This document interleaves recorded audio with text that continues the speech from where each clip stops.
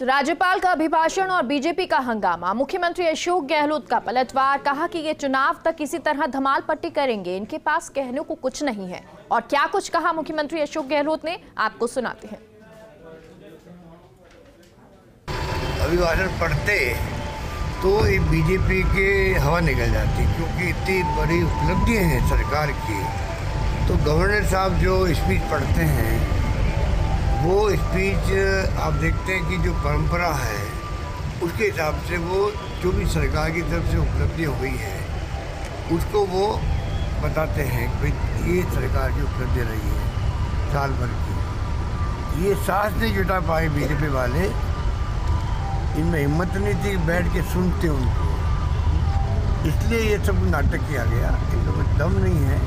Paper leak का जहाँ तक सवाल है, पेपर लीक की चिंता इनसे ज़्यादा हमें है, क्योंकि अगर हम लोग नौकरी नहीं लगाते तो अलग बात थी। नौकरी हम इतनी लगा रहे हैं जो हिंदुस्तान में किसी राज्य में नहीं लग रही है। तो ये जानते हैं कि नौकरी इतनी लग रही है जिससे कि मतलब सरकार की उपलब्धि सामने आएगी। 3.5 लाख नौकरी किसे कहते हैं।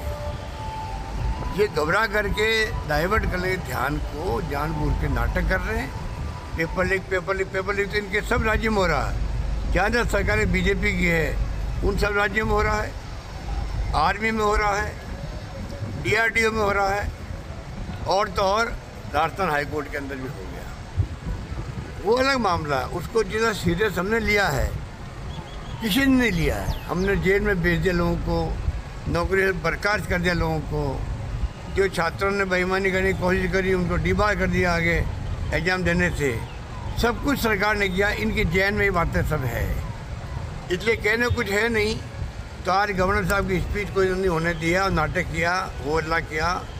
मैं इनको कंडेम करता हूँ। ये नेता प्रतिपक्ष सबसे पहले वो खड़े हुए, ये सोच समझ के आए थे कि हमें क्या हाउस में करना है। अब ये हाउस को इस रूप में चाहेंगे कि लास्ट बजट है, इसलिए किसी तरह धमाल पट्टी करो, जनता में हमारी उपलब्धियों का मैसेज नहीं जा। ये इनकी पूरी चाल है कि चुनाव तक का मैं कह सकता हूँ ये उपलब्धियाँ सरकार के सामने नहीं आए, जनता के सामने नहीं आए, उस षड्यंत्र में लगे हुए हैं। उसी रूप में ये काम करेंगे चुनाव तक, मुझे मालूम है। और हमें इसका मुकाबला ही करना पड़ेगा। ये जो इनका जो सोच है वो बिल्कुल नेगेटिव सोच है। ये नहीं चाहते कि सरकारी उपलब्धियाँ जनता तक पहुँचे, ये चाहते हैं कि जो हमने घोषणाएं करी उसका लाभ जनता को नहीं मिले। इसलिए भी ये जानबूझ के नाटक करते जाएंगे। इसका मुकाबला भी हमें ही करना पड़ेगा, हमारी पार्टी को ही करना पड़ेगा, मैं कह सकता हूँ। ठीक है, थैंक यू। और सहयोगी नरेश हमारे साथ इस खबर पर लाइव जुड़ गए हैं। नरेश, तो आज अभिभाषण राज्यपाल का हुआ, कई जो हंगामे हैं वो देखने को मिले। पेपर लीक प्रकरण को देख के सबसे ज्यादा हंगामा यहाँ देखने को मिला है। अब आने वाले जो दिन हैं उनकी बात करें तो क्या कुछ खास रहने वाला है? और एक खास चीज जो नजर आई कि 8 तारीख को पेश होने वाला था बजट, लेकिन अब 10 तारीख इसको बढ़ा दिया गया है।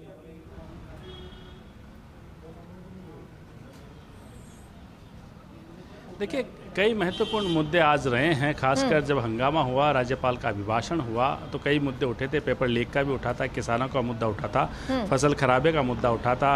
कई जो सदस्य है वो वेल में आए थे, नारेबाजी की थी, पोस्टर लहराए थे, और इस कारण से राज्यपाल अपना अभिभाषण नहीं पढ़ पाए। BSc की मीटिंग चल रही है जिसमें विधानसभा की आगे की कार्रवाई निर्धारित होगी।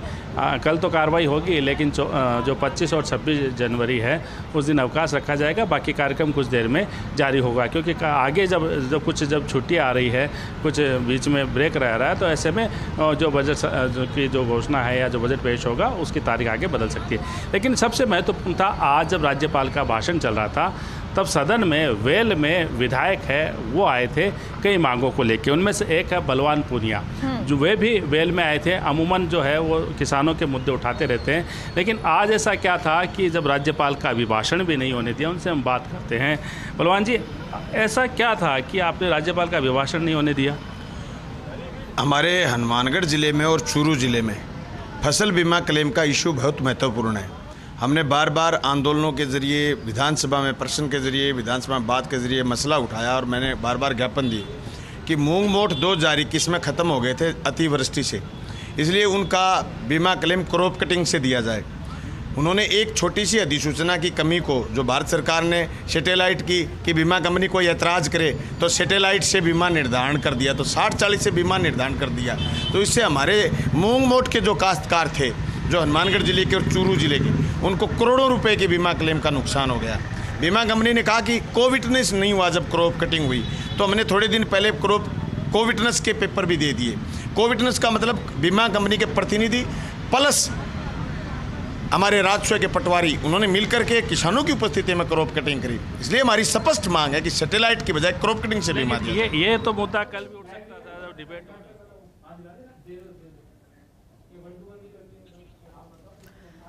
तो कई मांगे यहाँ पर उठाई गई, कई मुद्दे जो हैं उन पर हंगामा भी हुआ और आप सुन रहे थे कैसे कहा जा रहा है कि जो फसल खराबा हुआ है उसको लेकर हंगामा हुआ है, उसको लेकर बात रखी गई है, मुद्दा उठाया गया है। तो वहीं दूसरी तरफ पेपर लीक प्रकरण, उसको लेकर भी मुद्दा उठाया गया, हंगामा किया गया। बड़ी बात ये रही कि अभिभाषण राज्यपाल पढ़ नहीं पाए, हंगामा वेल में जारी रहा।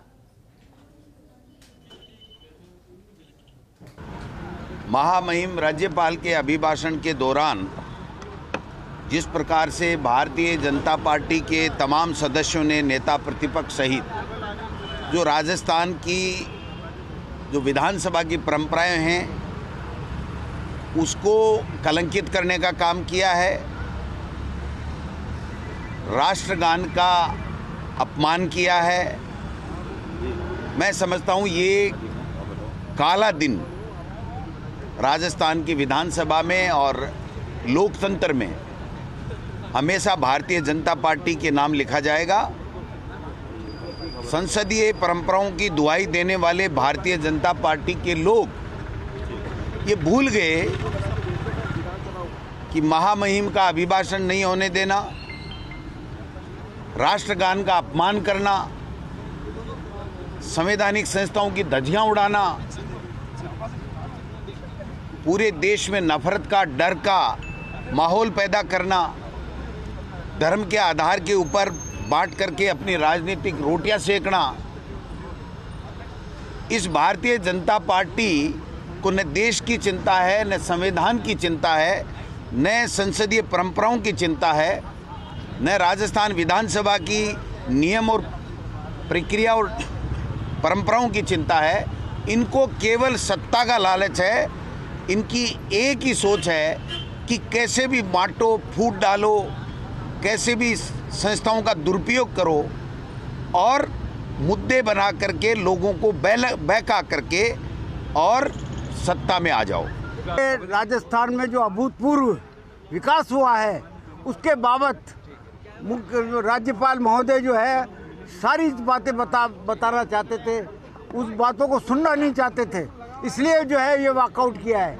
जहाँ तक पेपर लीक का सवाल है वो तो मुलजिम गिरफ्तार हो चुके हैं और बाकी जो है तो बाकी की भी इंक्वायरी चल रही है।